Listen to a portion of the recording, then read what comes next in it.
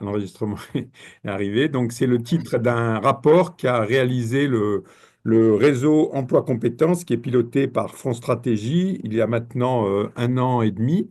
Et donc, il nous a semblé que pour aborder ce thème des transitions professionnelles que nous allons traiter en 2 séances, je vais revenir sur la deuxième séance, que ce rapport pouvait constituer un élément introductif très intéressant parce que il fait une synthèse très complète un peu de cette question des transitions professionnelles.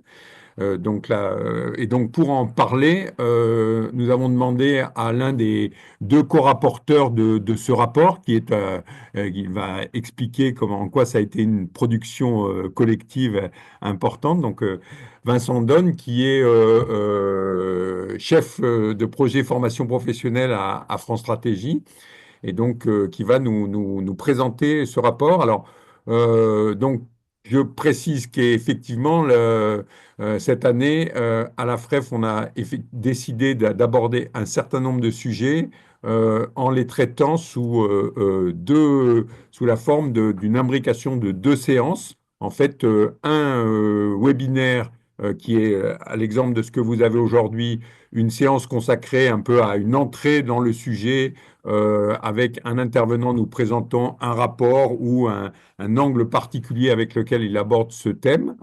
Et puis, dans une deuxième séance, nous allons organiser ce qu'on appelle à la FREF des disputes-actions, avec l'idée qu'on ait deux intervenants qui vont se disputer, qui ne sont pas forcément du tout en désaccord, qui vont plutôt discuter d'un thème sous 2 angles différents ou à partir de 2 institutions différentes. Et donc, ce sera le cas donc, dans exactement un mois, le jeudi 27 mars. Et cette fois, la séance sera en présentiel. Hein, et donc, elle sera organisée. Alors, désolé pour les gens qui viennent de province, ou alors s'ils viennent, ben, voilà, il faudra qu'ils se déplacent, ce qui sera en l'occurrence mon cas, par exemple, étant à Marseille. Et donc, cette séance aura lieu jeudi 27 mars, donc en fin d'après-midi, de 17h30 jusqu'à 19h30. Et elle aura lieu donc dans un local des Compagnons du Devoir qui se trouve 1 place Saint-Gervais dans le 4e arrondissement à Paris. Donc, tous les gens qui sont bien sûr inscrits à la FREF et les participants à ce webinaire auront l'information pour cette séance. Et donc, au cours de cette séance, on aura un échange entre Véronique Dessène-Torres, qui est directrice territoire et partenariat à France Compétences, qui est la personne qui pilote un peu tout ce qui est la gestion des conseils en évolution professionnelle. En fait, maintenant, vous savez que c'est le réseau Avenir Actif, hein, et donc il nous donnera un peu son point de vue sur les transitions à partir de là où elle travaille, de toute la vision qu'elle a de l'évolution depuis plusieurs années. Et puis Stéphane Mass, qui est le directeur de transition professionnelle Île-de-France, hein, qui est le plus gros organisme de transition professionnelle, de transition qui gère les transitions, les contrats de transition professionnelle en France, hein, bah, parce qu'effectivement, il gère tous ces contrats pour l'Île-de-France. Voilà. Et donc, on aura un échange à partir de ces deux intervenants et donc, on espère que les questions qui seront abordées notamment aujourd'hui bah, vont pouvoir aussi irriguer le débat qui aura lieu dans un mois. Voilà.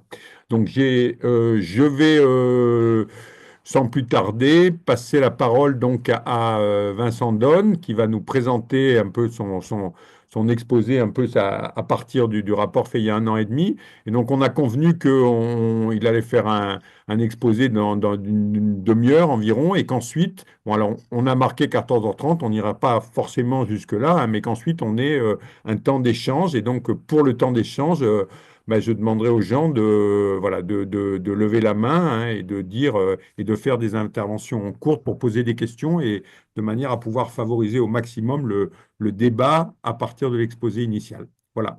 Ben, j'en dis pas plus, à moins qu'il y ait vraiment une question de méthode, une chose que quelqu'un a vraiment envie de poser, mais si ce que j'ai dit est à peu près clair, je vous propose de laisser la parole à Vincent Donne et qui va donc qui peut mettre maintenant son exposé voilà, faire apparaître son exposé à l'écran. Je fais ça, je fais ça. Hein.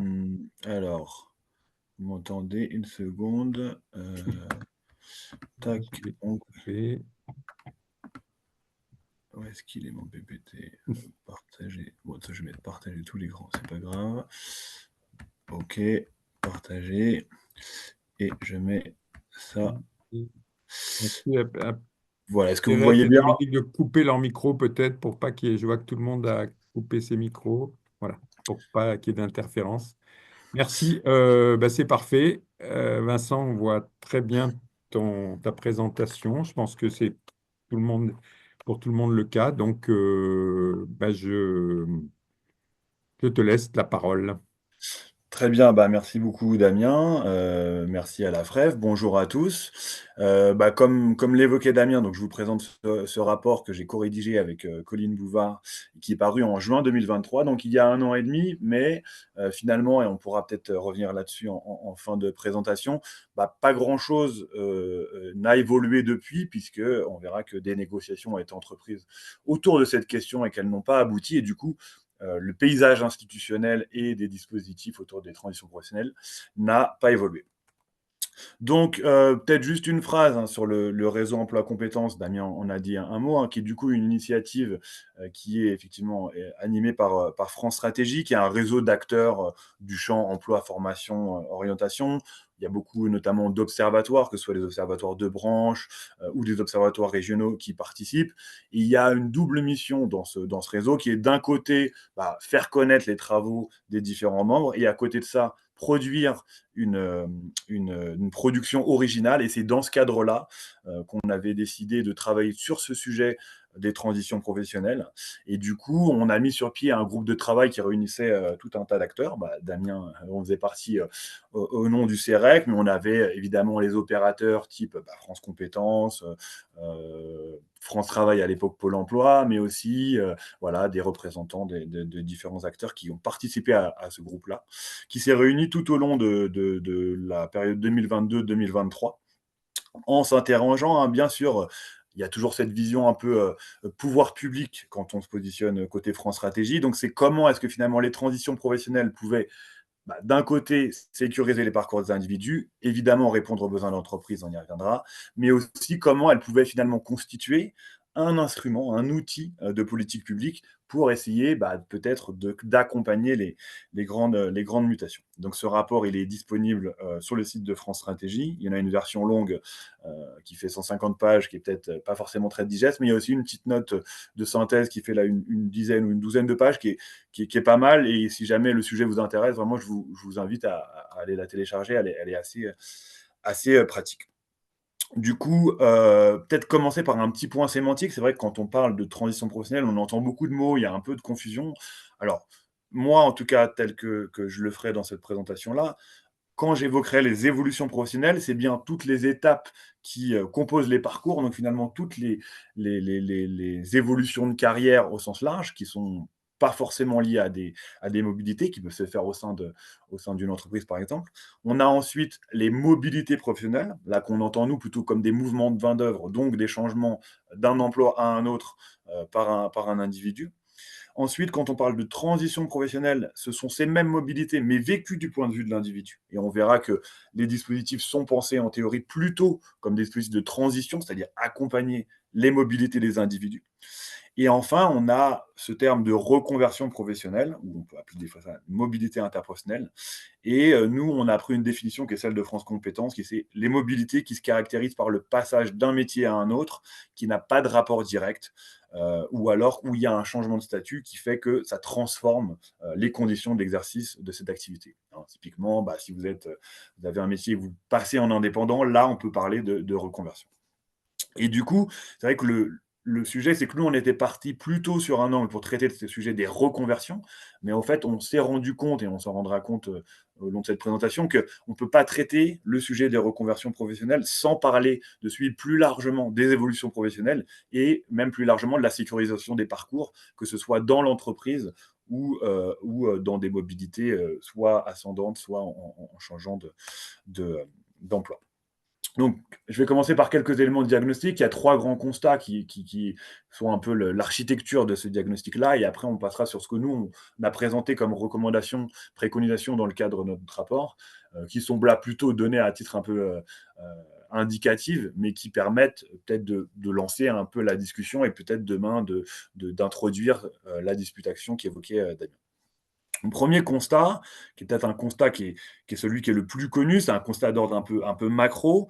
On a, et c'est vrai qu'on en a beaucoup parlé, suite à la crise sanitaire, à la crise de la Covid, des mouvements, assez forts. D'un côté, une augmentation des, besoins en, réallocation sectorielle liés à des mobilités professionnelles. Heu, D'abord à court terme, on en a beaucoup parlé, hein, ça a été le sujet post-Covid, les métiers en tension, et cetera. Je pense que j'ai pas besoin de m'attarder là-dessus, qui créent des besoins, très forts. On a aussi, des besoins qui sont des besoins structurels, et qui sont là justement, qui vont nécessiter des réallocations sectorielles du fait des grandes transformations, du marché du travail, les mutations économiques, la transition écologique, la transition démographique évidemment, mais aussi des phénomènes de reconfiguration productive qui sont là aussi accélérés et qui font qu'on a une déformation de l'appareil productif qui va, créer des besoins. Je ne m'appesantis pas sur le sujet des besoins, mais France Stratégie et la DARES ont un exercice prospectif qui s'appelle l'exercice prospectif des métiers et des qualifications.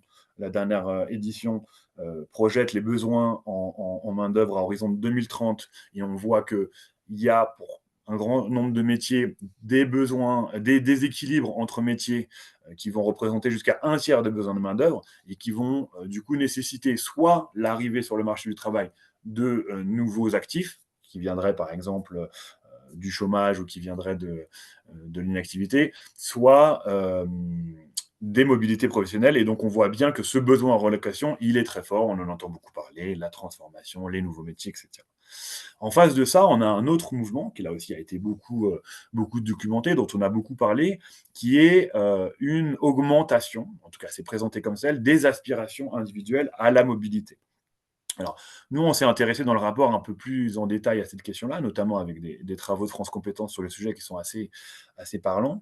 Et on voit bien que cette augmentation, ou en tout cas cette aspiration assez massive à la reconversion, elle est avant tout liée à une volonté de rompre avec un phénomène d'insatisfaction au travail. Et on entend beaucoup de choses, hein. C'est vrai que quand on parle insatisfaction au travail, on pense beaucoup à une logique un peu, une lubie ou alors une vocation. On voudrait faire quelque chose qui a plus de sens, et cetera, et tout ça paraît assez flou.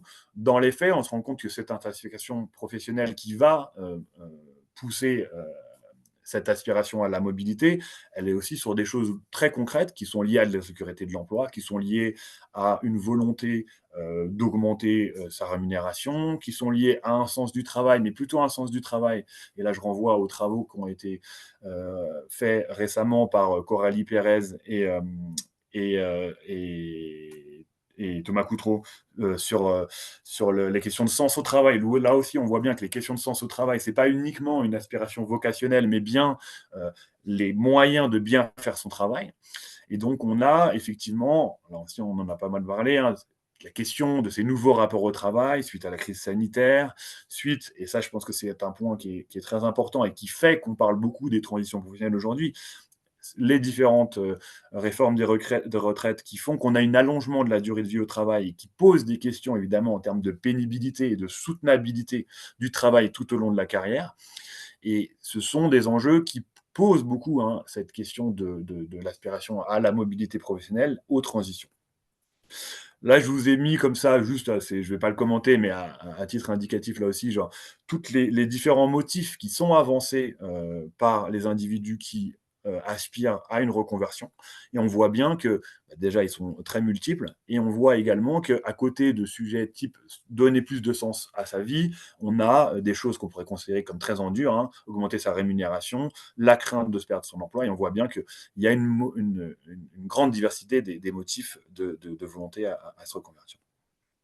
Donc on pourrait se dire, bon, bah, on a des besoins en mobilité et en réallocation sectorielle qui sont importants. D'un autre côté, on a une aspiration des individus à finalement envisager des mobilités. Eh ben, tout est bien. Les deux mouvements vont naturellement s'ordonner. Évidemment, ce n'est absolument pas le cas. Et on voit pas qu'il n'y a pas de convergence naturelle entre ces deux mouvements et qu'on a une adéquation très forte entre, d'un côté, ces besoins et les aspirations des individus et que finalement ces métiers en tension ou alors, si on prend une logique un peu différente, les activités qui répondent à des besoins collectifs, qui peuvent renvoyer à, des enjeux autour de l'éducation, de la santé, de la transition écologique, tous ces besoins-là ne sont pas naturellement pourvus, par les mobilités des individus. Il y a les enjeux de compétences et de formation qui sont évidents, ils sont assez souvent mis en avant par les pouvoirs publics, peut-être un peu trop et ça c'est un vrai sujet de débat, mais ils existent. Il y a les sujets d'orientation, d'accès à l'information des individus et peut-être plus largement d'appariement entre l'offre et la demande de travail. Et on a, et ça c'est évidemment le point peut-être central et celui qui est un peu moins discuté, mais qui est tout aussi évident, un enjeu d'attractivité et de qualité des emplois. Pour le coup, je fais mon autopromo, mais avec Christine Herel, qui est une spécialiste de ce sujet, on a publié un travail assez récemment sur la qualité des emplois, et on voit bien que finalement, ces métiers sur lesquels il existe des besoins importants, que ce soit des besoins du marché du travail ou des besoins finalement de la société, et ben, ces métiers-là présentent des enjeux d'attractivité très importants et aussi des enjeux de perspectives d'évolution de carrière qui sont souvent très mauvais. Et du coup, le premier enjeu, c'est qu'on voit bien que les mécanismes de marché seuls ne peuvent permettre de résoudre ces enjeux d'appariement entre ces besoins et ces aspirations des individus et que du coup, on y voit un besoin d'abord d'anticiper les mutations économiques à moyen terme, d'essayer de pouvoir les envisager. Ça, c'est déjà un premier enjeu parce que c'est quelque chose qui est pas évident à faire, on le sait. À côté de ça, il y a un enjeu de pilotage des politiques emploi-formation. Là aussi, un sujet sur lequel il y a pas mal de déficiences, on y reviendra. Et tout ça dans le but de nourrir et nourri par un dialogue social à toutes les mailles de l'écosystème emploi-formation. Ça, c'est le premier enjeu. Le deuxième enjeu qui est un peu moins discuté, un peu moins dans le scope, c'est le fait qu'on a une inégalité très forte des individus face à ces mobilités, face à ces transitions. Euh, Envisager une reconversion, ça demande des ressources. Ça demande des ressources d'abord objectives, des ressources en matière d'argent, déjà parce que ça coûte de l'argent en termes de temps, en termes de diplôme, en termes de signaux de recrutement, d'employabilité et de diplôme, etc. Et ça demande aussi un certain nombre de ressources plus subjectives qui sont la connaissance des mécanismes qui permettent l'accompagnement de ces transitions professionnelles, de connaissance du marché du travail, des phénomènes qu'on qualifie parfois d'autocensure, de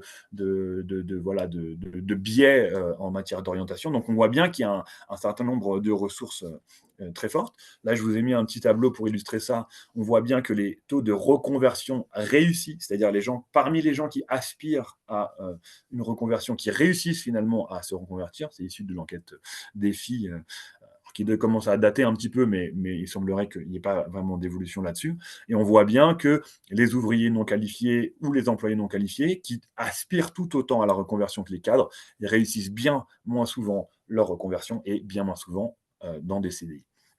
Du coup, on voit que finalement, c'est peut-être pas les salariés qui ont le plus besoin d'envisager une reconversion, c'est-à-dire ceux qui seraient dans des métiers pénibles, ceux qui n'auraient pas de perspective d'évolution de carrière, ceux qui seraient les moins qualifiés. Ce ne sont pas ces salariés-là qui ont le plus accès finalement à la reconversion. Et donc ça, évidemment, ça interroge largement les dispositifs de reconversion et plus largement tout le système emploi-formation. Cette inégalité des individus face aux transitions, elle se manifeste aussi sur les dispositifs d'accompagnement à la transition professionnelle.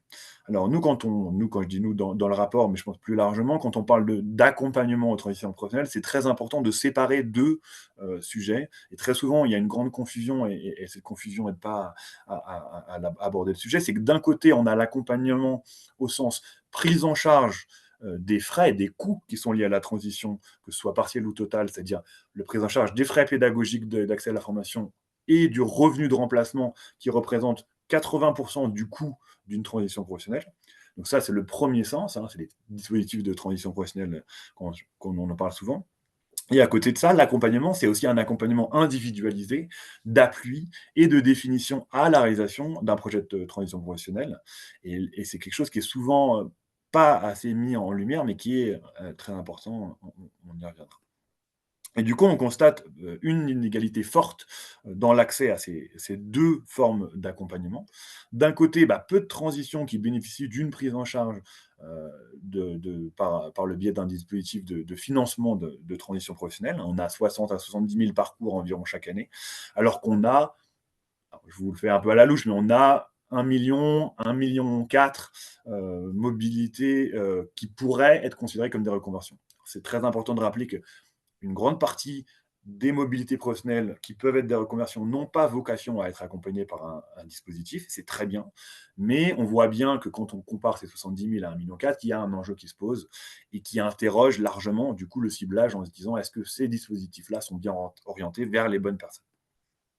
Et enfin, le deuxième volet accompagnement que j'évoquais au sens appui, réalisation, là aussi, on constate finalement un relatif déficit. Quand on pense aux demandeurs d'emploi, on a, alors il est évidemment perfectible, mais on a un système d'accompagnement, d'aide à la recherche d'emploi qui est assez bien identifié, des acteurs qui sont identifiés par les individus et finalement, chaque individu sait qu'il a un interlocuteur privilégié qui sera la personne qui va l'accompagner dans son parcours vers l'emploi, de retour à l'emploi. Dans le cadre des accompagnements à la mobilité ou transition pour les actifs en emploi, et ben on se rend compte qu'on a deux blocs. D'un côté, l'entretien professionnel, professionnel, on y reviendra, mais qui est obligatoire dans l'ensemble des entreprises. Mais en fait, selon les chiffres qui sont à notre disposition, qui là aussi viennent de l'enquête défi, on aurait seulement un salarié sur deux qui aurait accès à cet entretien professionnel-là. Et on se rend compte que cet entretien professionnel, quand il existe, très souvent, il y a une forme de confusion avec l'entretien d'évaluation. Et finalement, il est très peu considéré par les individus, et là je renvoie à des notes de France Compétences sur le sujet, il est très rarement considéré par les individus comme une ressource quand ils envisagent une mobilité sortante, et donc quand ils envisagent un changement d'emploi qui se traduirait par un changement d'entreprise. Donc ça, c'est le premier bloc. Et le deuxième, c'est le CEP, le conseiller en évolution professionnelle, qui connaît une montée en charge progressive, hein, vous le verrez avec Véronique de Santorin, qui en parlera beaucoup mieux que moi, mais avec qui on a beaucoup, nous aussi, travaillé. Hein. Il y a une montée en charge, et c'est très important et très intéressant, parce que c'est un dispositif que, en tout cas, nous, dans notre rapport, on plébiscite beaucoup.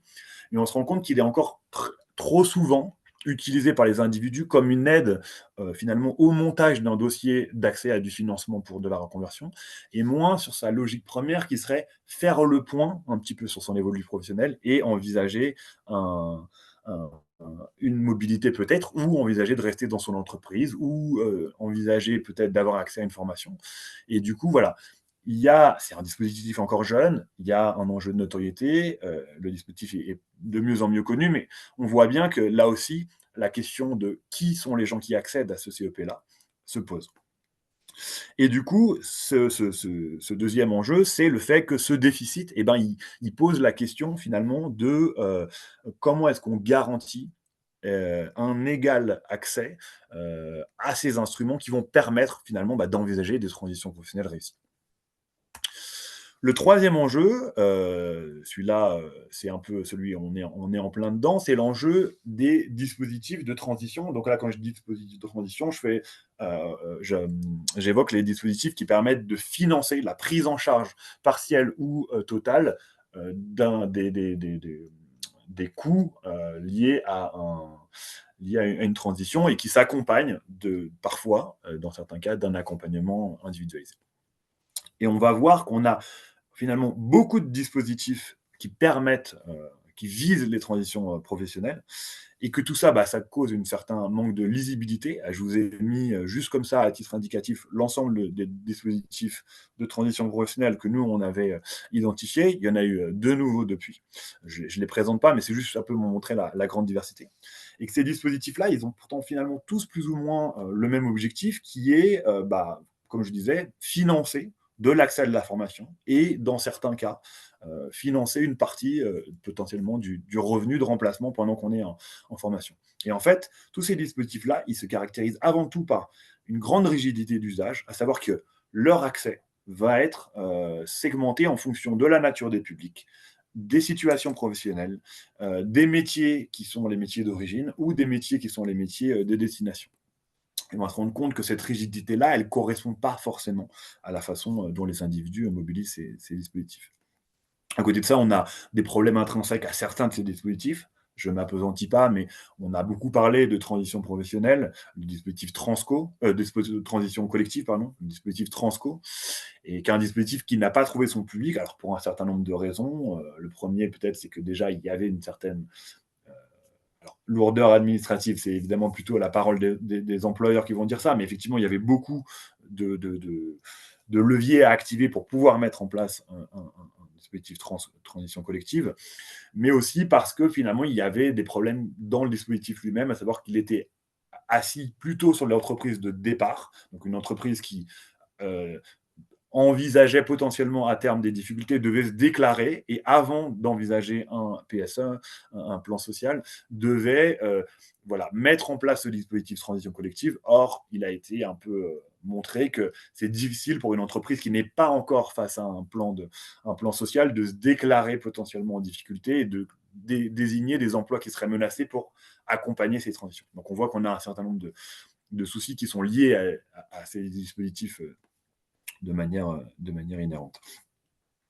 Ce qui est aussi très intéressant, et ce que nous, on documente pas mal dans le rapport, c'est qu'en fait, quand on regarde les différents dispositifs, on constate qu'on a finalement une structuration en 3 champs qui sont pensés un petit peu comme étanches. On aurait d'un côté les transitions dites subies, c'est-à-dire les transitions qui seraient évidemment à la main de l'employeur et qui s'imposeraient à l'individu. C'est tout ce qui va être lié plutôt justement à des plans collectifs, que ce soit le contrat de sécurisation professionnelle, les ruptures conventionnelles collectives, les congés de mobilité.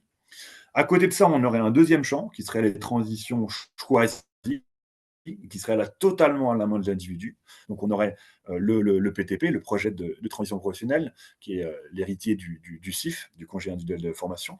On a le dispositif d'émission reconversion, qui permet aux individus qui ont un projet de reconversion de faire une demande pour pouvoir accéder à des indemnités chômage, même en cas de reconversion. Ça doit être validé d'abord par France Travail, et ensuite ils ont accès à des indemnités, mais aussi le CPF, qui est vu comme un dispositif totalement à la main des individus. Et enfin, on a un troisième champ qui serait le champ qui serait un peu celui qui serait encouragé par les pouvoirs publics, qui serait les transitions dites co-construites. Donc on aurait ce dispositif de transition collective, on a le dispositif PROA, dont le petit nom est promotion ou reconversion par l'alternance. J'ai plus c'est un nom à rallonge, mais voilà. Et on aurait des dispositifs type l'entretien professionnel. Et donc on voit bien ces 3 champs et on les pense de manière assez étanche. Je vous l'ai présenté justement là, les dispositifs par ces 3 champs. Mais quand on s'intéresse un peu plus près à ces dispositifs, on va se rendre compte que finalement, cette architecture telle qu'elle s'est accumulée selon plusieurs couches géologiques de dispositifs, elle se retrouve beaucoup bousculée par d'abord les évolutions économiques, mais aussi la façon dont les individus mobilisent ces dispositifs. D'un côté, on a des frontières de plus en plus floues entre l'évolution professionnelle et les reconversions, notamment liées à la mutation économique. Si vous avez des transformations très grandes des métiers, est-ce qu'on est plutôt dans un cas d'évolution professionnelle ou un cas de reconversion lourde? Mais on va voir surtout que c'est la façon dont les individus mobilisent ces dispositifs qui vient complètement bousculer cette architecture, à savoir que on pense souvent transition subie, transition volontaire comme 2 champs spécifiques. Or, et je vous parlais tout à l'heure des motifs de reconversion, ce qu'on constate, c'est qu'en réalité, si vous êtes dans une logique de rupture avec une insatisfaction professionnelle, ça ne contredit pas du tout une logique d'opportunité. Vous avez votre employeur qui veut mettre en place un plan de départ volontaire, de rupture conventionnelle collective, et ben, si vous avez une volonté de changer d'entreprise, vous avez une volonté peut-être de créer votre entreprise, de changer de métier, bah, vous allez en profiter. Et donc là, on voit bien que dans ces logiques-là, on est complètement de manière transversale à ces champs-là, et les dispositifs ne sont pas pensés comme ça. France Compétences parle aussi de ce qu'ils appellent du bricolage institutionnel. C'est vous avez une volonté de mobilité professionnelle, vous allez mobiliser déjà tous les dispositifs qui sont potentiellement à votre main, y compris en activant différents statuts si c'est possible pour vous, en fonction peut-être de la nature du salarié, de l'actif en emploi ou de la nature du métier visé. Et vous allez aussi peut-être aller vous adresser à un CEP, mais en même temps aller voir d'autres acteurs sur de l'accompagnement. Voilà, des choses qui sont en théorie pas possibles, de co-accompagnement par exemple, qui ne sont pas pensées comme telles, mais qui dans les faits sont mobilisées par les individus. Et enfin, la co-construction, qui évidemment apparaît comme l'objectif idéal, c'est-à-dire finalement une convergence de la volonté de l'individu et de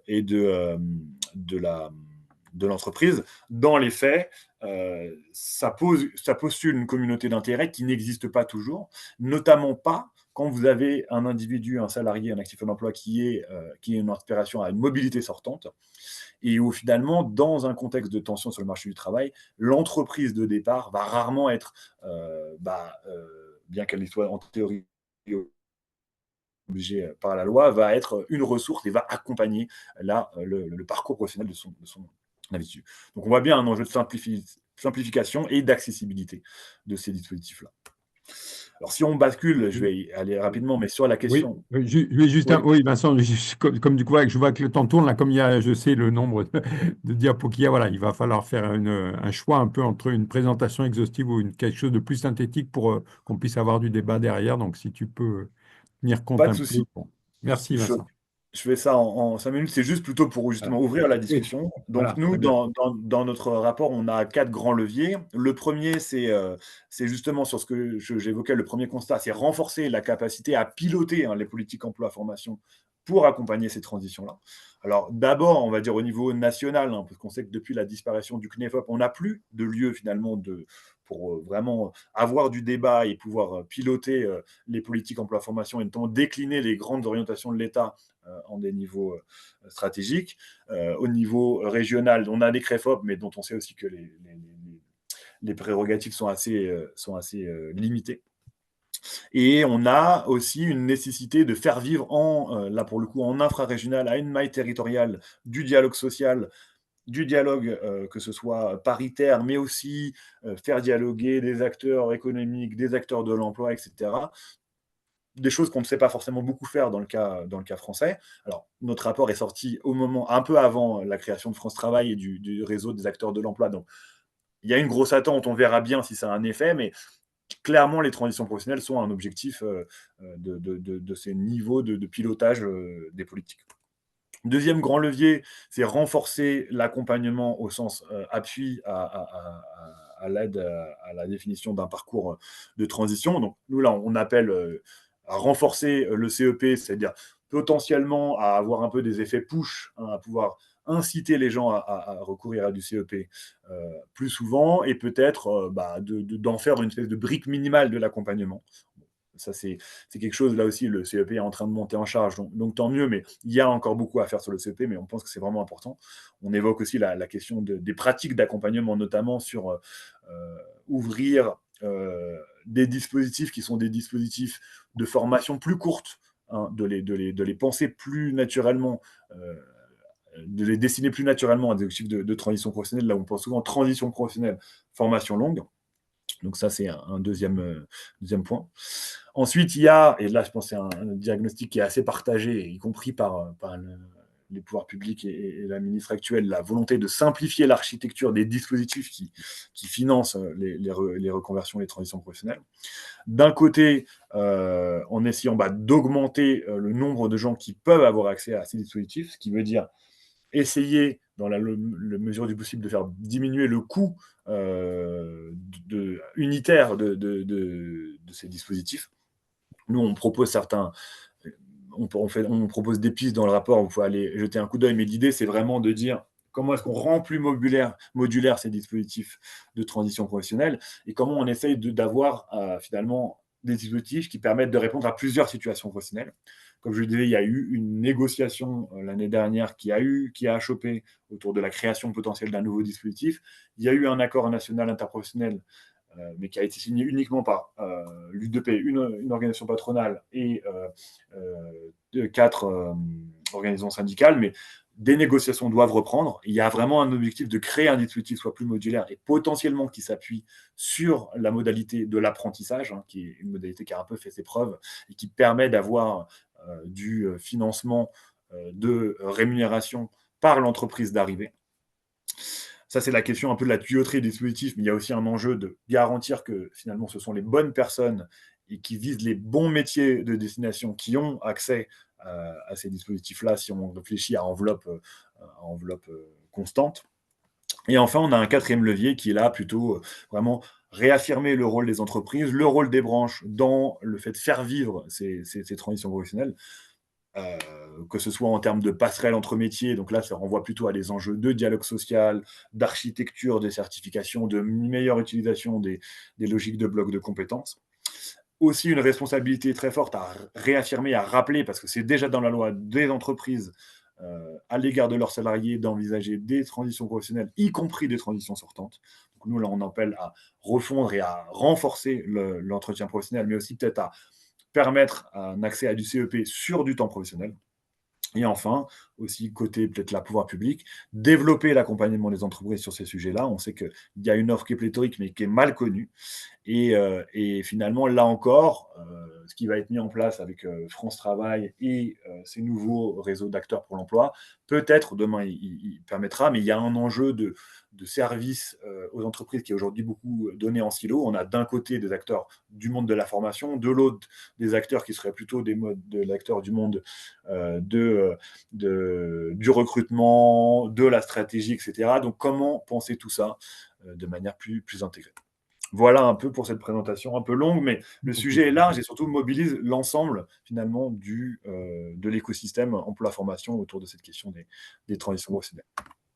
Merci beaucoup, Vincent. Non, tu as, je Ah, un petit peu plus, mais tu n'as pas très bien respecté. Puis sachant que voilà, c'est aussi pour tous les leviers, c'est une incitation aussi à aller regarder si des choses vous intéressent dans ces leviers-là, de regarder un peu, c'est bien détaillé dans le rapport, ça peut servir d'argumentaire aussi suivant les positions dans lesquelles, et les situations dans lesquelles vous êtes. Voilà. Mais c'est vrai qu'il y a voilà, beaucoup de choses qui ont été traité dans ce rapport. Donc là, on n'a rien, mais il n'y a pas eu c'était pas la consigne d'ailleurs, il n'y a pas eu l'idée c'était de privilégier les interventions orales. Donc du coup, alors c'est toujours difficile de commencer par les premières questions, mais voilà, c'est un peu vos réactions. Il y a eu deux petites réactions sur le chat, mais peut-être si des gens veulent dire des choses, mais j'attends Prenez la parole. Si vous pouvez lever je ne vois personne là qui.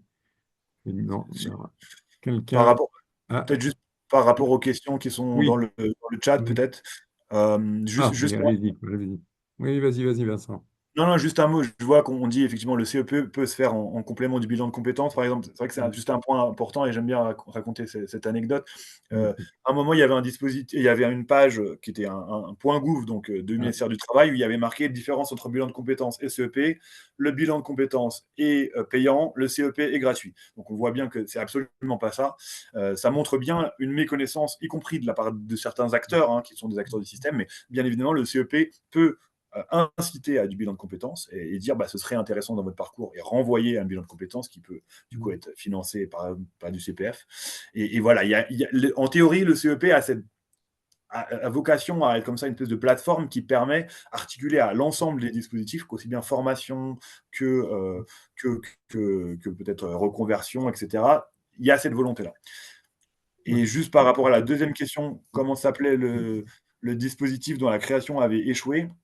Donc il y a eu une proposition, donc il y a eu une qui a échoué. Il y avait une proposition du MEDEF et qui avait été posée sur la table sur un nouveau dispositif qui a finalement achoppé. Et du coup, le deuxième, dans l'espèce de deuxième accord national interprofessionnel qui était plus petit et qui du coup n'a pas forcément vocation à être pris dans la loi, il y avait la volonté de créer ce qu'ils appelaient un dispositif, la période de reconversion, qui était une sorte de on va dire, un dispositif qui était avant tout ciblé sur des reconversions internes aux entreprises, donc pas trop dans le cadre d'une mobilité sortante entre entreprises, et qui était assis sur le dispositif de la mobilité pédagogique de l'apprentissage, une sorte d'apprentissage dédié à la reconversion un peu spécifique, avec des financements qui plus ou moins suivaient ceux qui existent sur les dispositifs d'apprentissage et de période de contrat de professionnalisation. D'accord. Bien, merci Vincent. Merci pour avoir donné ces précisions. Alors, il y a encore une question, mais on va privilégier la parole un peu pour donc Monsieur Lévy. Voilà, Francis Lévy, vous vous présentez, vous dites d'où vous Oui, parlez et pour poser votre question ou nous interpeller sur vos réflexions. oui, bonjour. Donc Francis Lévy, je suis le délégué général de la Fédération française des GEC, les groupements d'employeurs pour l'insertion et la D'accord, qualification. d'accord. Vincent Donne a déjà un petit peu répondu. En fait, il y a un dispositif qui existe déjà et qui répond à pas mal des enjeux, c'est-à-dire pouvoir faire de la formation, s'appuyer sur l'entreprise d'arrivée et pas sur l'entreprise de départ, et avec un coût moindre pour les fonds publics, puisque c'est l'entreprise d'arrivée qui prend en charge la rémunération, c'est le contrat de pro. Oui. Voilà, vous avez parlé de contrat d'apprentissage tout à l'heure, mais il me semble que c'est plutôt le contrat de pro. Donc je veux savoir ce que vous, et puis ça avait été évoqué assez longuement hein, par Carole Grandjean à l'époque où elle Tout à était fait. ministre, Mhm. savoir ce que vous pensez de faire de manière plus explicite du contrat de pro, un peu un outil central des transitions, reconversions professionnelles. Voilà, quel est votre avis là-dessus? Bah, je pense que il semblait que c'était un peu effectivement l'option privilégiée tant par les pouvoirs publics que par les partenaires sociaux. Pour être totalement transparent, je pensais que la négo irait là-dessus et que Mhm. finalement il y aurait un accord, en tout cas sur la modalité, à savoir recourir à la modalité de l'alternance et plutôt l'appuyer sur un contrat de pro renouvelé. Après, évidemment, la question derrière, c'est la question du financement, parce que avec les évolutions récentes, il y a eu évidemment une organisation des financements de l'alternance qui s'est très largement orientée sur les contrats d'apprentissage. Sur le papier, ça semble être l'option peut-être la plus naturelle. Après, se pose la question quid aussi des écarts de rémunération qui sont potentiellement forts sur certains types de reconversion. Euh, et du coup, quels seraient les niveaux de rémunération qui seraient offerts dans ces nouveaux contrats de pro, quoi. Mais je pense qu'effectivement, ça semblait la meilleure manière parce que c'est en plus un dispositif qui est déjà bien identifié par les entreprises et par les employeurs. Et du coup, je pense que si les négociations reprennent, elles se feront quand même peut-être avec cet objectif-là. Et je pense que de la part des acteurs, c'est plutôt privilégié pour la publicité, quoi. Ce qu'on peut juste rajouter sur le contrat de pro, c'est il a une histoire qui était. La question, c'était l'idée d'utiliser effectivement un contrat qui soit un peu une sorte de contrat unique dédié aux questions de transition. Le problème, c'est que le contrat de pro a une histoire et qu'il fallait un peu, pour pouvoir faire ça, il faut un peu s'affranchir de cette histoire. Donc pour l'instant, le contrat de professionnalisation, il vient d'abord de la question de l'insertion des jeunes. Et donc c'était un peu la question de savoir si on devait complètement lui faire enlever sa vocation de contrat orienté vers les jeunes en mettant tout sur les jeunes sur le contrat d'apprentissage et en dédiant ce contrat aux non-jeunes, j'allais dire, c'est-à-dire les plus de 26 ans, voire 30 ans maintenant, parce qu'on est jeune très très longtemps maintenant en insertion. Et voilà, non, non, mais sans plaisanter, voilà, c'était un peu cette idée on voit bien que c'était un des problèmes que pour l'instant, le contrat de professionnalisation, il a encore pour de moins en moins de gens, mais pour un certain nombre de secteurs, une utilité. Donc, il fallait trouver un peu un substitut. Mais je crois que cette idée, on ne sait pas comment elle reviendra, mais elle est un peu l'air du temps, de dire il faut trouver, moi j'appelle ça une sorte de véhicule un peu pour la transition qui soit à la fois voilà, reconnu un peu par tout le monde et qui en même temps ait une certaine flexibilité. Et le problème, c'est que le système français, on l'avait bien vu dans le rapport, il a vocation souvent à créer des dispositifs ad hoc pour des populations spécifiques avec des conditions particulières. Et c'est ça qui est difficile à concevoir. C'est un dispositif qui soit, comme a dit très bien Vincent tout à l'heure, un peu modulaire, qui permette finalement d'accueillir différents types de situations en termes de durée du contrat, en termes de type de rémunération. Et ça, c'est effectivement un peu antinomique avec ce qui est souvent avancé dans la manière de construire des dispositifs pour des politiques d'emploi et de formation ou de transition. Et juste, je Oui, réagis oui, là-dessus. allez-y. Enfin, c'est déjà le cas pour le contrat de pro qui est déjà, Oui, oui, qui oui. permet déjà ça et qui est de moins en moins utilisé pour des jeunes et de plus en plus pour Voilà, les adultes. c'est Donc ça. en fait, il le permet déjà. Après, c'est Oui, plus dans oui, la représentation que oui, dans la oui. réalité. Bon, Non, non, de mais toute tout à façon, fait. C'est bien la question. Oui, oui. Vas-y, Vincent, tu voulais rajouter quelque chose, non, non? non, non, mais j'allais dire effectivement Mm, qu'aujourd'hui, de toute façon, le contrat de pro pour les jeunes, il est moins avantageux pour les entreprises que l'apprentissage. Donc, il y a pas trop de mm, raisons qui mm, retrouvent ce voie. Après, je pense que la question de la tuyauterie, entre guillemets, des dispositifs, mm, elle est importante. Mais c'est Mais la pas. grande question qui est derrière, c'est aussi la question de finalement qu'est-ce qu'on vise. Parce que autant il y a la question de la nature juridique du contrat qui va être potentiellement créé. La question, c'est finalement sous quelles conditions on va ouvrir l'accès à des financements.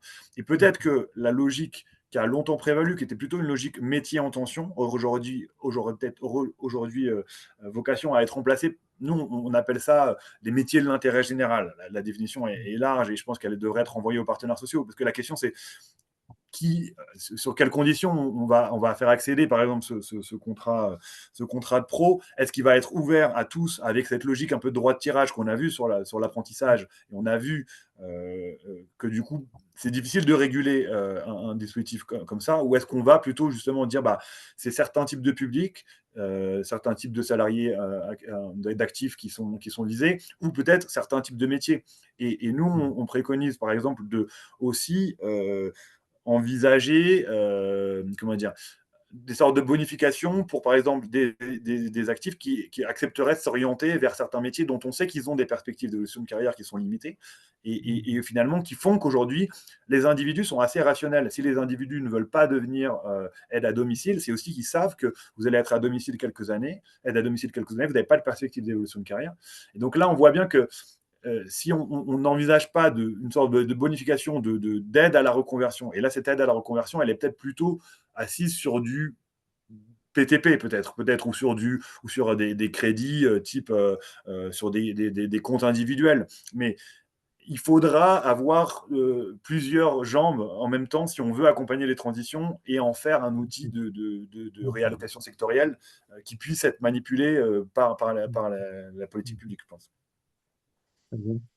Il y a des questions qui sont sur le chat, mais peut-être plutôt les dire oralement. Je vois que monsieur ou madame Erignou a posé une question qui a reçu l'assentiment de trois autres personnes. Est-ce que peut-être vous pouvez poser votre question oralement ou mettant je ne sais pas qui est, j'ai juste, non, vous souhaitez pas? Peut-être, à moins que je ne sais pas si la personne est toujours là, mais apparemment elle est connectée. Ou qui, Ah, qui a posé. Bon, ou sinon, peut-être c'était si on juste veut. une petite question de détail, Vincent, c'était de préciser le million de personnes en mobilité, les besoins d'accompagnement, voilà. Et bon, il y avait comment peuvent évoluer les dispositifs de transition, ben, on y a un peu répondu. Mais, Alors du coup, je vous dis, nous, c'est difficile parce que c'est oui, difficile de savoir qu'est-ce ouais. que c'est qu'une reconversion.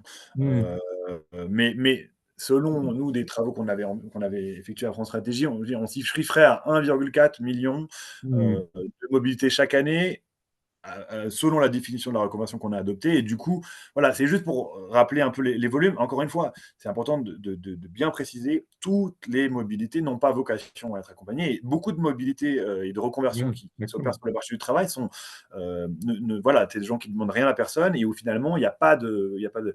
Mais la question, c'est est-ce qu'on fait augmenter quand même celles qui sont prises en charge au moins de manière partielle, et est-ce qu'on s'assure que ceux qui vont avoir accès à la dispositif sont ceux qui en ont le plus besoin. Euh, D'accord.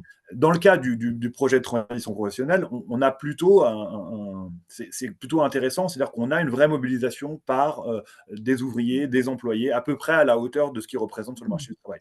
Pour beaucoup d'autres dispositifs, on a une forme de déformation, et c'est finalement des individus qui ont déjà pas mal de ressources en propre ou qui pourraient en avoir au sein de leur entreprise de départ, qui vont bénéficier de ces dispositifs-là. Et c'est ça qui est interrogé un peu par la question de est-ce qu'on met plus d'argent sur la table, et si on n'en met pas plus, est-ce qu'on s'assure que c'est bien vers les bonnes personnes que vont ces financements publics ou mutualisés dans le cas du CPF? Parce que le CPF, rappelez, un dispositif qui sert peu aujourd'hui aux transitions. Enfin, alors, ça va mieux, mais en tout cas, seul, il ne sert pas seul forcément à une reconversion. Et du coup, il y a des enjeux d'abondement par les pouvoirs publics, par les collectivités, par des branches, plutôt des branches d'arrivée, en disant, bah, vous voulez vous orienter vers un métier, je ne sais pas, dans la sécurité ou dans le cadre des Jeux Olympiques, vers un métier où on va avoir un besoin. Bah, on vous fait une bonification, mais une bonification automatique sur votre CPF pour, on va dire, l'orienter plus vers du reskilling plutôt que l'upskilling dont il est souvent un peu la cible. Monsieur Spector, je ne sais pas si c'est votre nom, peut-être vous dites d'où vous parlez? Oui, bonjour. Non, c'est bien mon nom. Donc, je Ah, suis Jean-Philippe Spector et je suis chargé de mission benchmark international à l'UNEDIC. d'accord. Ah, Donc, merci Vincent pour ta présentation. Donc, moi, je connais Vincent d'une vie antérieure. On partage un tropisme commun qui est le benchmark international et je voulais savoir s'il avait en tête des idées, enfin, des pays dans lesquels existent des dispositifs qui pourraient être utiles pour justement répondre à cette question des transitions professionnelles, tant pour les demandeurs d'emploi, donc quel est le rôle qu'ont les homologues de France Travail à l'étranger dans ces dispositifs d'accompagnement des transitions professionnelles, ou bien d'accompagnement des salariés en emploi dans le cadre d'une transition. Mais c'est une bonne question. On a été regarder ça un peu pour notre rapport. Les exemples qui ressortent sont toujours un peu les mêmes, hein. C'est évidemment l'Autriche, les Pays-Bas, les pays nordiques.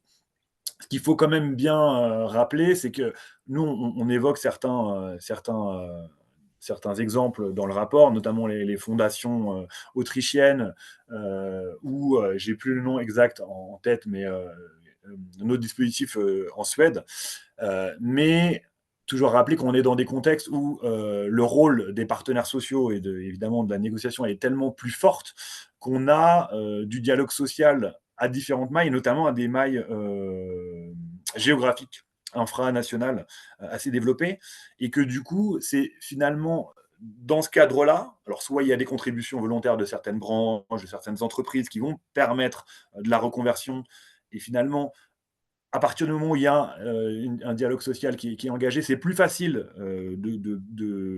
d'envisager, de trouver un accompagnement collectif qui va d'une entreprise de départ ou d'une industrie de départ, d'un secteur de départ à un secteur d'arrivée. C'est quelque chose qu'on sait peu faire en France parce que voilà, on a une structuration du dialogue social déjà qui est très forte vers le national, et quand il n'est pas vers le national, il est tourné vers les branches et donc vers des secteurs.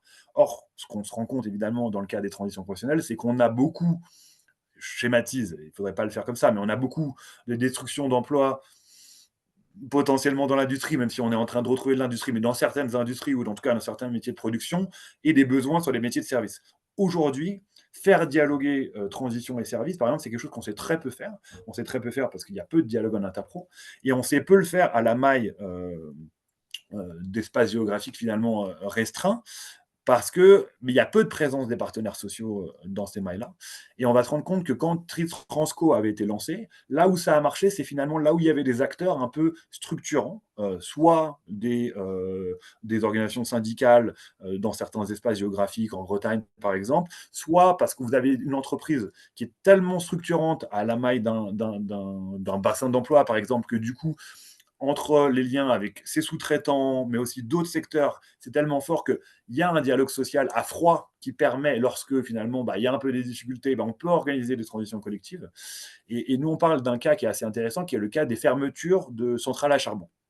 Donc là, ce qui était bien, c'est qu'on sait qu'on va fermer à telle date une centrale à charbon, les syndicats, les représentants du personnel sont prévenus, et du coup, il y a un dialogue social qui se met en place avec une impulsion des pouvoirs publics et de l'argent qui est mis sur la table, hein, et là, on peut organiser des transitions collectives. Et donc, ce modèle-là, c'est un modèle qui ressemble beaucoup à ce qui peut exister sur certaines fondations géographiques, par exemple en Autriche, et ça, c'est intéressant. Donc, on voit qu'il y a des modèles, mais en l'état, malheureusement la santé du dialogue social en France, c'est compliqué à envisager. Après, vraiment, hein, demain, est-ce que France Travail, est-ce que les réseaux des acteurs pour l'emploi à des mailles, notamment infrarégionales, permettraient ça? Nous, on espère que ça va, à minima, créer du dialogue qui permettrait de déboucher là-dessus. Parce que Transco, c'est ça qui a chopé. C'est pas tant le financement que l'incapacité à faire vivre dans des espaces territoriaux ces dispositifs qui demandent des entreprises de départ, des entreprises d'arrivée.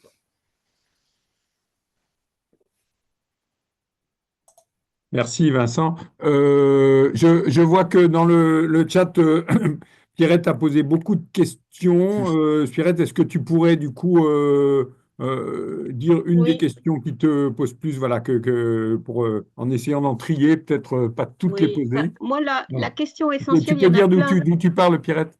Voilà, donc Pierrette, je fais partie de la FREF, j'ai travaillé à la Poste, Voilà. beaucoup sur les transitions professionnelles, mais j'étais responsable formation, développement des compétences. Et puis Merci. ailleurs, voilà. Donc oui, en fait, Vincent, vous répondez là en partie. Moi, une question phare par rapport à ça, c'est quand même cette idée de co-construction. Co-construction de la transition ou de la reconversion professionnelle entre des employeurs potentiels, entreprises, et puis ces personnes, enfin ces personnes, ces salariés. Donc, moi, personnellement, j'y crois beaucoup. Bon, il y a un frein, vous l'énonciez là à travers l'exemple, c'est très, très intéressant ce que vous disiez par rapport euh, à la difficulté de partager quelque chose entre différents secteurs. Hein, vous énumériez là bon, l'industrie et les services, par exemple, qui ne se parlent pas, et aussi entre les régions. Hein, donc vous disiez, moi je trouve que ça c'est une piste formidable qu'il faudrait creuser, ça l'est déjà peut-être, mais des acteurs, dès l'instant qu'il n'y a pas d'acteur, on va appeler ça un acteur institutionnel qui bosse à cette question-là, ça ne marche pas. Donc voilà, parce que mon souci, c'est de dire la co-construction, on voit que c'est très difficile, on a des exemples concrets, la Transco, vous dites que ça n'a pas marché. Et donc, qu'est-ce qu'on peut faire par rapport à ça? C'est-à-dire, qu'est-ce qu'on comprend pourquoi ça ne marche pas? Moi, quand j'étais dans l'entreprise, ce que j'ai compris aussi par rapport à la co-construction que nous, on a favorisée, c'est le fait que l'entreprise a peur que les personnes, finalement, n'aillent pas dans les emplois qui sont visés. Et puis, les personnes, elles ont peur d'être mises d'emblée dans ces emplois. Vous voyez, d'être obligées de prendre ces emplois. Donc, il faut laisser un libre choix, une latitude, un temps voilà, de voir si on est d'accord ou pas. Bon, moi, je vous parle de gens, ce n'est pas des contrats pro de 20 ans, hein, c'est des gens qui bossent depuis 25 ans, voire plus.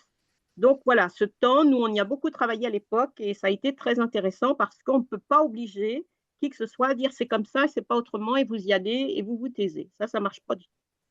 Donc, voilà, c'est une piste parmi tant d'autres, mais justement, cette co-construction, vous parliez des dispositifs qui sont compliqués. Bilan de compétences, CEP, c'est gratuit, pas gratuit, etc. Bon, comment les gens travaillent ensemble par rapport à ça? Vous voyez, c'est-à-dire les gens qui font du CEP, les gens qui font du bilan.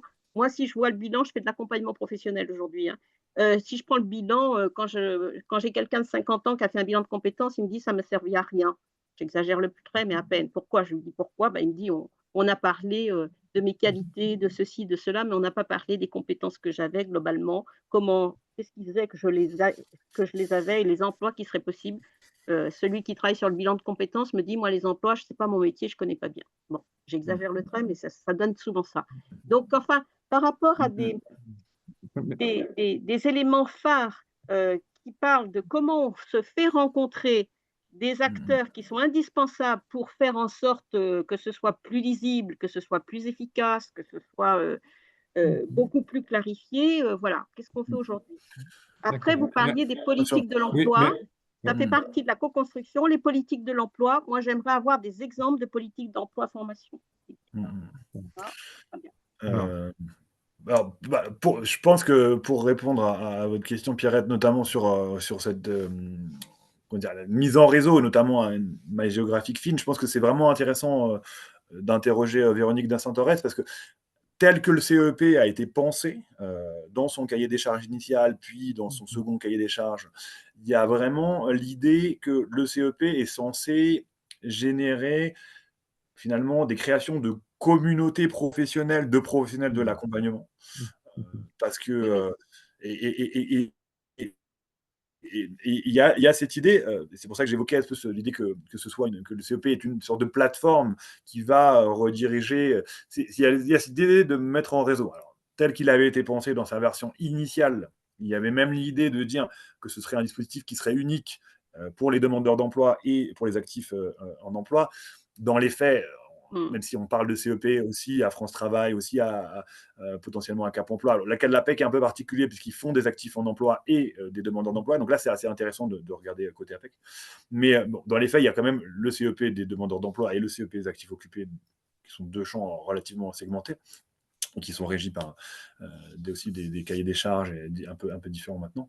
Mais il y a bien cette idée-là de dire comment on arrive à créer des opportunités chez les individus qui vont être accompagnés, et du coup, l'idée du CEP, hein, il y a deux niveaux. Il y a aussi un premier niveau qui sera un niveau d'information redirection, et qui permettrait justement de dire, mais peut-être aller faire un bilan de compétences, mais peut-être aller justement dans un GEC, aller vous adresser vraiment à un enjeu orientation de premier niveau.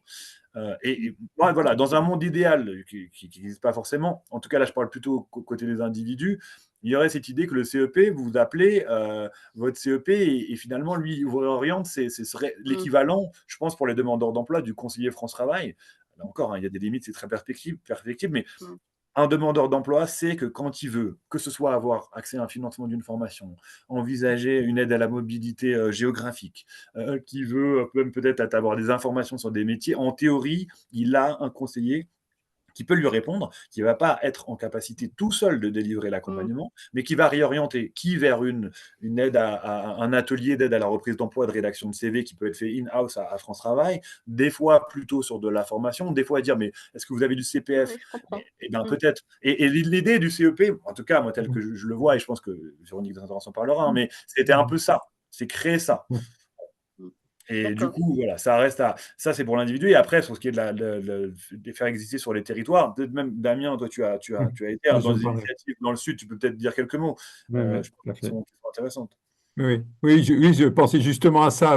Oui, en vous écoutant, c'est dans le rapport, on avait fait venir, enfin pendant l'élaboration du rapport, il y avait une dame qui avait créé un réseau entre différentes entreprises, grandes entreprises dans la région PACA et qui envisageait de monter un groupe un peu informel de mise en relation entre eux, à la fois des dirigeants, plutôt des RH de différentes grandes entreprises autour de la région à Marseille, autour de ce territoire, de mettre en relation avec justement le réseau du CEP, avec quelques organismes de bilan de compétences, et c'est ça qui est intéressant, et aussi avec des acteurs de la fonction publique, parce que en PACA, notamment, il y a 27% de gens qui travaillent dans la fonction publique, et on a découvert, à l'occasion de ces échanges qui ont été créés, donc on a fait des petits groupes de travail qui d'ailleurs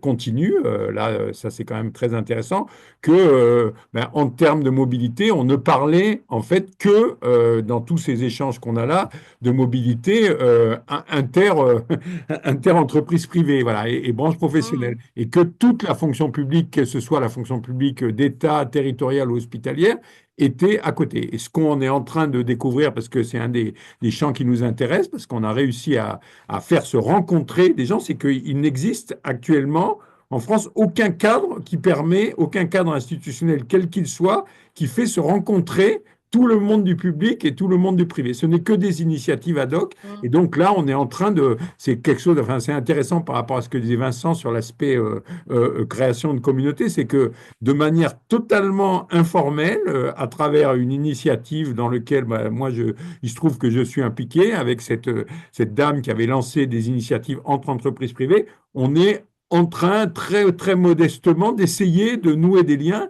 Et ce qui est quand même très intéressant, moi je le découvre complètement, c'est qu'il y a un énorme champ dans la fonction publique de gens qui travaillent, alors là, encore plus que dans le privé, chacun dans leur couloir, qu'il y a aussi déjà dans la fonction publique un énorme enjeu que les gens se parlent entre eux, entre ce qu'on appelle les trois versants de la fonction publique.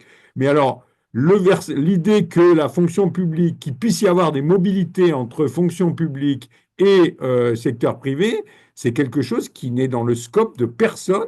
Et quand on en discute dans un cadre comme ça, très très libre, avec différentes personnes, tout le monde trouve que c'est fondamentalement une bonne idée, que aucun fonctionnaire est forcément attaché à vie à rester dans la fonction publique, et que des gens du privé, à un moment donné de leur carrière, peuvent très bien avoir une envie d'intégrer la fonction publique. Il n'existe actuellement aucun cadre qui permette et qui favorise ça. Alors nous, très modestement, on essaye de créer une petite communauté là-dessus, mais c'est vrai que ça paraît assez, pour Oui, on voit rentrer qu'il y un a peu dans beaucoup le de choses sujet à faire. maintenant, ça paraît assez incroyable qu'on soit dans cette configuration encore maintenant. Donc j'espère que les choses avanceront en tout cas localement, et puis peut-être qu'on obtiendra d'autres choses à des niveaux supérieurs, mais c'est quand même très très intéressant de voir que, là je suis complètement d'accord avec Vincent, qu'il y a des que le niveau, ce qu'on a écrit d'ailleurs dans le rapport, hein, mais que le niveau territorial peut être l'occasion d'avoir des échanges, de créer au Bien moins sûr. des échanges, des interactions entre des acteurs qui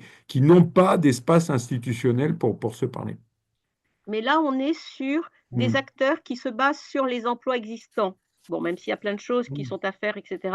Mais moi, Oui, je parle en amont déjà de connaître, de voir l'évolution des métiers, les passages qui sont possibles d'un secteur à un autre. oui, bien sûr, bien sûr. Là, Mm. c'est... Tout à fait. Patrick Wallace, ouais, je pense que comme il est 2h10, on va prendre encore une dernière question, et puis on va pas effectivement aller jusqu'à 2h30 parce que je pense que les gens vont aller repartir vers des activités. Donc Patrick Wallace, on t'entend pas, tu n'as pas dû mettre ton micro. Tu n'as pas dû débrancher voilà, ton son là, parce qu'il est toujours fermé. Il faut que tu valides en bas de ton écran audio et que tu mettes le... Ouais, peut-être non, Je ne on ne vois pas. t'entend pas. Ah, le voilà. Voilà. Il faut que tu mettes audio en bas de ton écran. Il y a un audio qu'on ne peut pas faire ça à ta place. Ok, tu as Peut-être. raison. Voilà, Tu as voilà. raison. Voilà, voilà. Vas-y, Patrick.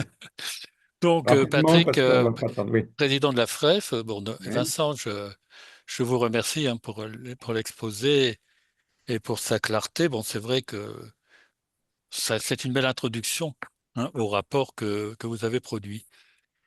Ce qui m'intéressait, mais ça a été dit à peu près dans les derniers échanges, c'est que vous insistez sur les différentes échelles et parmi les échelles, vous insistez sur le niveau local et la proximité, hein, pensant que c'est un lieu dans lequel peuvent se résoudre un certain nombre de tensions et par ailleurs peut-être mobiliser, peut-être autrement les ressources, les amplifier, hein, voire les mutualiser. Hein, qui est une façon collective aussi hein, de résoudre la question. Donc j'aimerais que vous développiez ce point hein, sur la question locale, de la proximité, de sa gouvernance. Euh, Alors, déjà, effectivement, pourquoi tout simplement c'est l'espace qui semble être l'espace privilégié. Alors, l'espace privilégié pour vraiment transition au plus près, évidemment, ça demande. Il y a aussi un enjeu de pilotage. Je en dirai juste un mot après. Mais en tout cas, pourquoi aussi c'est important, c'est on pointe souvent du doigt, hein, souvent on le dit plutôt des demandeurs d'emploi, en pointant du doigt qui seraient immobiles, qui ne seraient pas, voilà, accessoires facilement à la mobilité géographique. Dans les faits, la majorité des gens n'envisagent pas de transition, de mobilité géographique pour un changement d'emploi. C'est toujours à se rappeler. Et on le voit bien là en ce moment, au moment où se multiplient les plans sociaux actuellement. on voit que les propositions de reclassement que font certaines entreprises qui vont être à l'autre bout de la France ne sont pas acceptées par les entreprises, par les salariés qui seraient concernés par ces plans-là. Donc on voit bien hein, que la transition, la reconversion, l'accompagnement ne peut se faire que sur un espace géographiquement contraint, déjà parce qu'il y a des mobilités, il y a des contraintes familiales, sociales, personnelles, et aussi que quand on parle de certaines personnes qui souvent bénéficient d'un capital en diplôme, capital financier qui peut être plus restreint, sont des gens qui vont être encore plus attachés à leur territoire parce que finalement, le territoire est une ressource, hein, on le sait, la citation, pour les gens qui n'en ont pas forcément. Du coup, comment renforcer cette existence enfin, au niveau local. Je ne voudrais pas être un peu orthogonal avec ce qui est en train de se mettre en place avec les réseaux, le réseau des acteurs pour l'emploi par France Travail.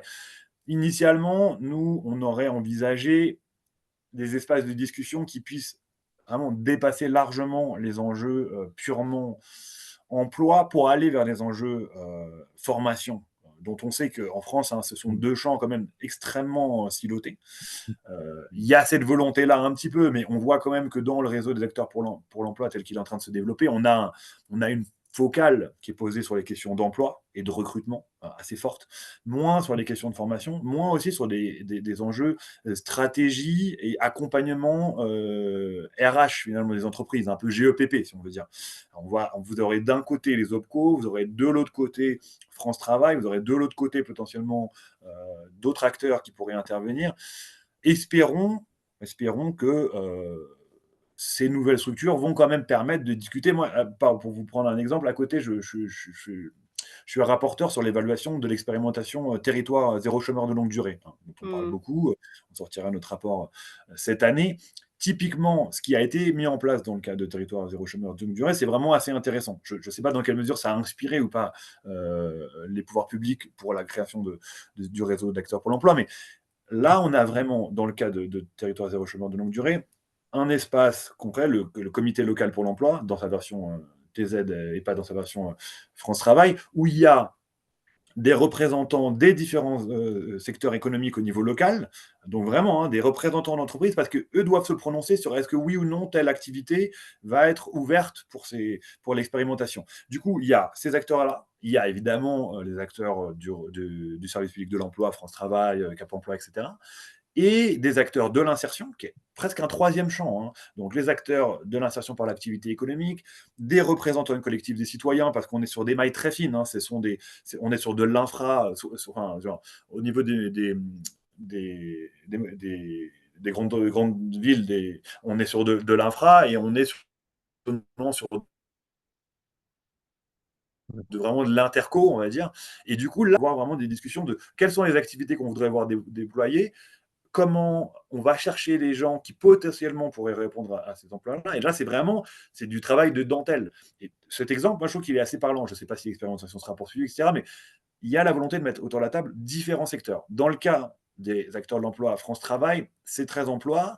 Il y a quand même l'idée d'aller avec les branches, il y a l'idée d'aller avec les partenaires sociaux, l'idée d'aller avec le monde de la formation. Voilà. On verra ce que ça donnera. Espérons que ça générera. C'est vraiment du dialogue et du dialogue à froid. C'est pas quand on a un plan de licenciement et qu'il faut recaser 90 ou 300 personnes qu'on peut envisager ces reconversions. Il faut déjà avoir établi des liens avant. Et c'est ça qu'on voit. Hein. Et on parlait de la Poste. On peut parler d'autres grandes entreprises qui ont un héritage public où il y a une place forte hein, pour le dialogue social, les représentants du personnel. Il y a d'autres entreprises qui sont assez volontaristes là-dessus. On a beaucoup parlé du cas de Monoprix sur Transco. Mais Monoprix a une tradition assez forte là-dessus et du coup avait déjà noué des relations avec des acteurs de l'aide à domicile, etc., de la propreté. Donc, c'est plus facile d'envisager ça quand on a pu discuter tranquillement. Et du coup, les représentants personnels ont pu s'emparer de la question. Merci. Donc, il faut espérer que ça marche, quoi. Non, mais ça montre également que le niveau local a peut-être un avantage supplémentaire, c'est de dépasser les dispositifs pour, dans l'interrelation personnelle et de confiance, la capacité hein, d'avancer beaucoup de choses. Et qui n'est pas uniquement du bricolage, hein, c'est de la reconnaissance réciproque, c'est la capacité qu'on a de dire finalement on peut faire telle ou telle chose et d'inventer. Hein, parce que c'est vrai que il y a tout un facteur d'inventivité qui est nécessaire, et notamment quand on veut créer, disons, envisager des pratiques et des compétences qui permettent un avenir désirable, hein, qui est aussi un des éléments importants, hein, dans l'idée de la transition professionnelle. Tous ces métiers futurs qui sont liés au care, qui sont liés au prendre soin, hein, qui sont liés aux défis environnementaux et sociétaux, en fait, hein, qui est aussi quelque chose qui échappe aux référentiels et aux compétences ciblées entreprises, et qui sont pourtant très importants dans les futurs métiers, hein, de l'humain, qui est nécessaire pour le contact avec le vivant. Enfin, je pense qu'il y a certainement une dimension, peut-être que vous ne développez pas trop dans le rapport, mais qui est important, hein, dans les transitions et dans les démarches, on va dire, compétences futures, qui ne sont pas uniquement celles de l'évolution du marché du travail ou des entreprises, mais qui est celle de notre façon de penser et de construire le social ensemble. Ouais. On Enfin, espère. moi, il me semble que c'est un des éléments qui est aussi important, peut-être qu'on verra dans la disputation. Tout à fait. Voilà. Oui, ben, merci Patrick de ta contribution. Je pense que, sauf si vraiment quelqu'un avait envie de pouvoir voilà, évoquer ça. Alors, il y a monsieur ou madame Destombe qui voulait intervenir, mais je ne sais pas pourquoi. Oui, alors moi, en fait, Ah ben voilà, vous avez réussi, d'accord, très bien. Mais une non, enfin, dernière question et après, on va s'arrêter. Vincent fera une réponse courte et vous ouais. une réaction, allez-y. Vous Ce que je peux faire, présentez-vous? c'est, je peux mettre mon micro, mais je ne pouvais pas lever la main sur le web. Ah d'accord, c'est pas grave. Allez-y, Christelle allez-y. Destombe, Allez-y, madame. Dites d'où vous parlez. Christelle Destombe, je suis journaliste pour Centre Info. D'accord. Je voulais poser la question, donc vous parlez des espoirs par rapport à France Travail. Est-ce que vous avez des bons signes pour l'instant ou c'est encore trop tôt pour le dire? Et par ailleurs, donc on a beaucoup évoqué, enfin en tout cas pour l'accès à la formation, un peu le même biais que ce que vous notez, c'est-à-dire l'accès au dispositif de reconversion est un peu privilégié par les gens qui ont les compétences. Et ça, c'est un vieux problème. Est-ce qu'on le prend suffisamment en compte? Alors, deux réponses courtes. Une première réponse politiquement correcte. En tout cas, des acteurs se mettent autour de la table, et ça nous est remonté par des acteurs de terrain. Donc, voilà, l'avancée de France Travail, c'est ça. C'est des acteurs qui ne se parlaient pas forcément. Après, la question, c'est comment on arrive à ce qu'il n'y ait pas trop un chef de file, qui pourrait évidemment là être France Travail, dans ces réseaux d'acteurs pour l'emploi, et comment on arrive à ce que des acteurs, parce qu'évidemment France Travail en plus c'est un acteur plutôt descendant, hein, naturellement, face à d'autres acteurs qui vont être plus ancrés dans le territoire, comment on arrive à trouver le bon équilibre pour que finalement il n'y ait pas, voilà, il y a pas la sensation de la part d'acteurs du territoire qu'on vient un peu essayer de créer ex nihilo un réseau là où il y avait déjà des initiatives locales qui étaient préexistantes. Donc, c'est un peu là, je pense, le gros sujet, mais voilà, les acteurs sont autour de la table. Donc, après, c'est tout récent, hein, ça fait quelques mois que les gens commencent à discuter. Et pour le second sujet, j'espère que ce sera le cas dans les négos, hein, pour le dire très clairement, qui devrait commencer bientôt. Hein, la ministre du Travail en a reparlé. J'ai pas le calendrier exact, hein, il y a une conférence sociale et il doit y avoir derrière la reprise avec le sujet de la reconversion sur la table. J'espère parce que on va pas se cacher qu'on est plutôt dans une logique où on sait qu'il y a des contraintes budgétaires qui sont très fortes et moi j'aimerais bien qu'on mette plus d'argent sur les reconversions et les transitions professionnelles. Je pense que c'est un sujet important, mais je ne pense pas que ce sera forcément le cas. Donc la question, c'est si on réfléchit à enveloppe constante, il est vraiment très important qu'on s'assure de ça. Et ça veut dire repenser certains dispositifs, certaines formes de conditionnalité. Et ça veut dire renforcer l'accompagnement pour les mobiliser. Donc là, vraiment, le CEP ou l'accompagnement au sens large doit être renforcé et les dispositifs doivent être peut-être un peu mieux modulés. Et le cas de l'apprentissage, qui a énormément d'avantages, évidemment, mais qui, en termes de ciblage, on est sur un autre public, c'est les jeunes, etc. Mais on sait que, voilà, on a une enveloppe sur les sujets formation qui est quand même fini. Donc, voilà, il y a un arbitrage aussi à réfléchir avec la question de l'apprentissage, du ciblage et demain des dispositifs de reconversion. Très bien. Merci beaucoup pour ta réponse Madame Destombe. On va effectivement conclure un peu cet échange, donc en remerciant vraiment beaucoup Vincent Donne pour avoir voilà, un peu repris, retravaillé sur le sujet 1 an et demi après avoir coordonné la réalisation de ce rapport. Donc, je vous rappelle surtout, ça a été déjà mis dans le chat, hein, mais que si ce sujet vous a intéressé et si vous souhaitez prolonger un peu les échanges, donc à travers un peu d'un dialogue qu'il y aura entre justement Véronique Descentes-Torres, donc de France Compétences, et puis Stéphane Mas de Transition Pro Île-de-France, donc deux acteurs vraiment engagés opérationnellement hein, dans la gestion d'un certain nombre de dispositifs de transition. Ben voilà, il faut vous prendre, marquer sur votre agenda, donc le 27 mars à Paris, dans le 4e arrondissement. Donc vous serez prévenus hein, en allant regarder le site de la FREF, hein, qui a été pareil mentionné dans le chat, voilà. Et puis, n'hésitez pas d'ici là, voilà, si vous avez des questions, vous pouvez aussi voilà, vous adresser à la FREF, des questions qui vous viendraient à la suite de ce webinaire. Et puis, on se retrouve donc pour approfondir ce sujet donc dans un mois. Et encore merci à Vincent Donne, à tous les participants, et on espère vous avoir intéressé puis sur ce sujet-là. Voilà, merci beaucoup à tous et puis à très Merci à bientôt. tous. Voilà. Au revoir. Au revoir, merci beaucoup.